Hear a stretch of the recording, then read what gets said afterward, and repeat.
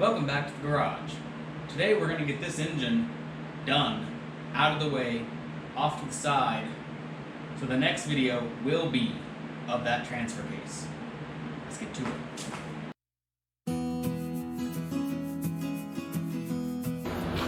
Oh, well, there's a double-edged sword.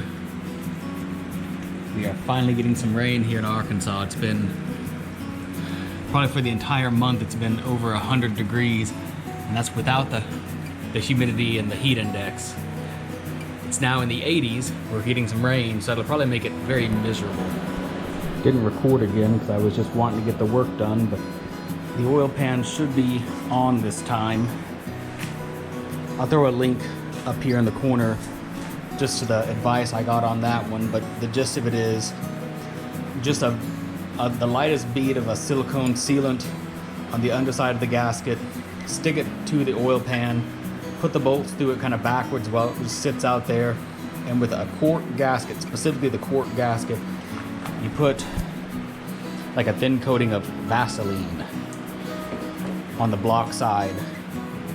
That'll help kind of seal it up, and in the future it should come off easier if I ever have to do that. Hopefully I won't, but we'll see. But already it hasn't squeezed out or anything, so I think this method is a lot more valid. Alright, so we got the oil pan buttoned up, engine flipped back over. Need to get this valve cover gasket all figured out. My engine didn't actually come with this baffle, but it's in the diagram, so I went ahead and picked one up, and I'll get that installed. Figure out which order the gasket goes and what sort of seal I need on there. And new copper washers. Get this buttoned up. Valve cover sorted out. Breathers on the correct side, facing up instead of down. I'm honestly tired of dealing with the problems on this manifold, so put an end mill on the drill, oval shaped all these 4 holes here, and now more or less this thing will actually sit flat on the block. It has been a rainy couple of days, which has been awesome because we have been missing the rain here in Arkansas. But now it's humid and miserable. But I still want to push forward on this thing because we're getting close.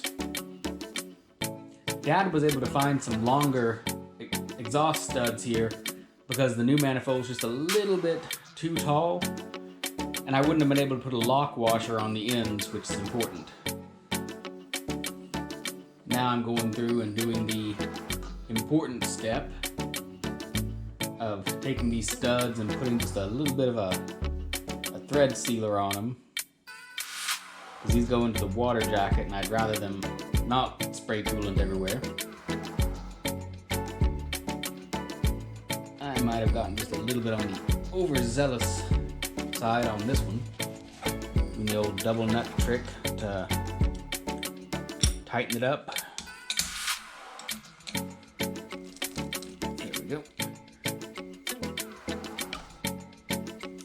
Better not forget to torque these down while I'm at it.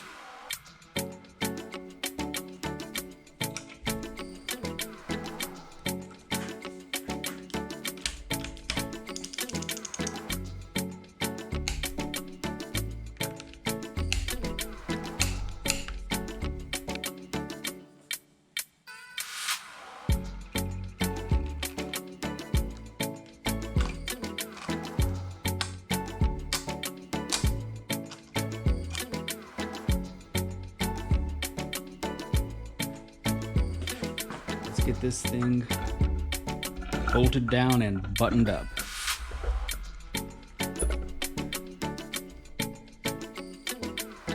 It seems like so long ago that I was struggling so hard to get these things off. Time has just gotten weird. Torque spec should be 30 to 35 pounds. Torque these from inside to out.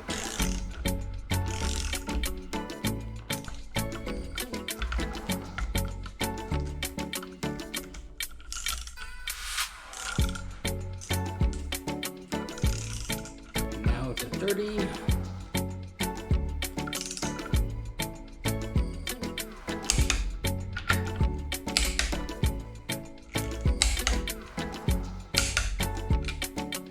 every once in a while, this really bent extension comes in handy. Let's see if it does again.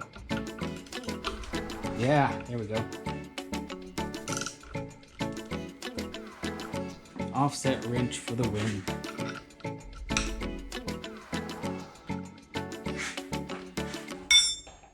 Buttoned up.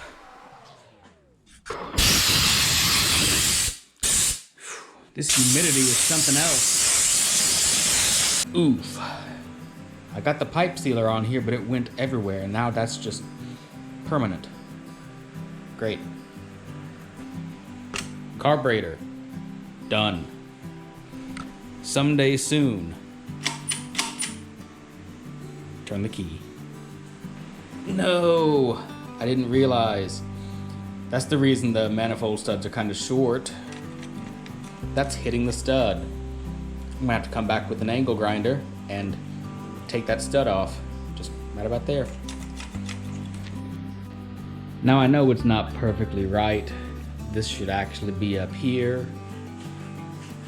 That one's okay, this one's okay. But technically none of them are okay because this isn't actually a Fram canister. I think it's more of a generic one because it's just the shape of it and all that, but having the decal on here, it just brings it all together, you know? Wouldn't be an episode without some sort of misadventure. I don't know what happened. Did a quick clear coat to protect the sticker. You know, not really protected that much, but protected somewhat. And then I went to spray the canister, and that happened. What the fruit, you know? The bottom's fine, but the sides freaked out. So now it has character, I guess. Well, it's dried a little bit and it's maybe too glossy, but it's not as bad as it was. I think what happened was I had temporarily opened that garage door, and I think I just got too much humidity in here. I try to keep it cool with the AC from the house, but I think there was just a bunch of humidity, and that's what killed the clear coat. I'll take the L on that one, you know. At least the lid turned out okay. Well, okay then. It cured itself overnight.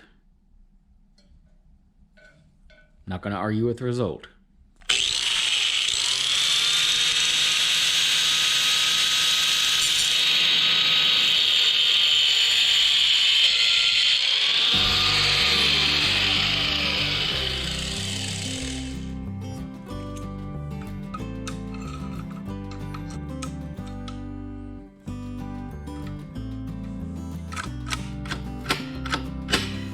There we go. You're probably wondering what this guy is. Well, this was the S line off the driver's side brakes.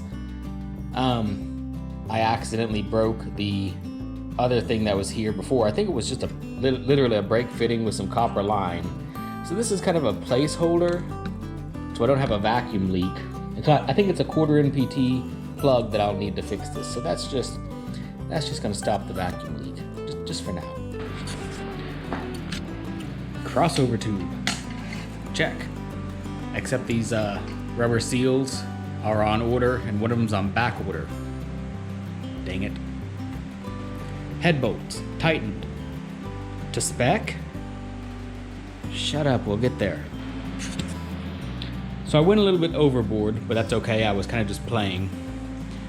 Hoses don't need to be on yet. This bypass hose was way too long to begin with.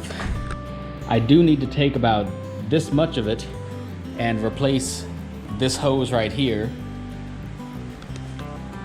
But other than that, I think I'm out of accessories sitting on the hood. And this thing is just about accessorized and ready to go. I do need to finally put that cap, rotor, condenser, and points in here to do the tune-up I meant to do almost 2 years ago. I do need to put the oil filter in the canister. maybe tighten this, maybe clean up that ground. But that's just the details. I think we're just about ready to move over to that transfer case. The other thing that's missing is this steel line to the PCV. This is the one that was on there. It was made to go this way, and it worked this way. When I tried to install it this way, it doesn't work because everything's correct now. So I had to order one of these. I didn't feel like making the double flared copper hose that just, you know. So I just ordered one off the shelf. We're getting there. Knock, knock. Who's there? It's FedEx. Rubber seal here, except the clip doesn't fit because it's just too big around, so we'll work on that later. What is going on here? That's about an inch out of spec. Little bendy. That fits, and it still clears the heat riser. That's a win. That's pretty much it. I just need to tighten this down another turn and redo that. Find myself a 1/4 NPT plug. Pretty sure it's a 1/4 NPT plug. For this guy, get a couple of incidental things tightened up. You know, pipe thread sealer on this plug here, but that's stuff I can do while it's in the Jeep. So I think that's it. The marathon is done. This thing is ready to be put off to the side where it kind of already is. It's time to get back and focus on this transfer case. This thing has been put off for, I think, a couple of months now at this point. It's gathered a good amount of dust over here just sitting. But I have all the parts. Believe it or not, it's here. I've got a stack of parts. It's all clean and new and ready to put back together. And really with that, I think Dad and I can knock this out in a weekend. And if we do, we're probably right about where we were 2 years ago, where I thought I could just do a quick refresh on it and go drive it during the fall. If only I knew what I know now. But this has been 2 years of a great learning experience for me. This is the first major project car I've had, and I have learned a lot. So I'm going to start applying that to this transfer case very soon, and then it all goes back together. And maybe this fall I get to drive the Jeep. So thanks for watching. If you like what I'm doing, leave me a like, leave me a comment, even if you're just saying hello, and I'll see you guys on the next one. Bye for now.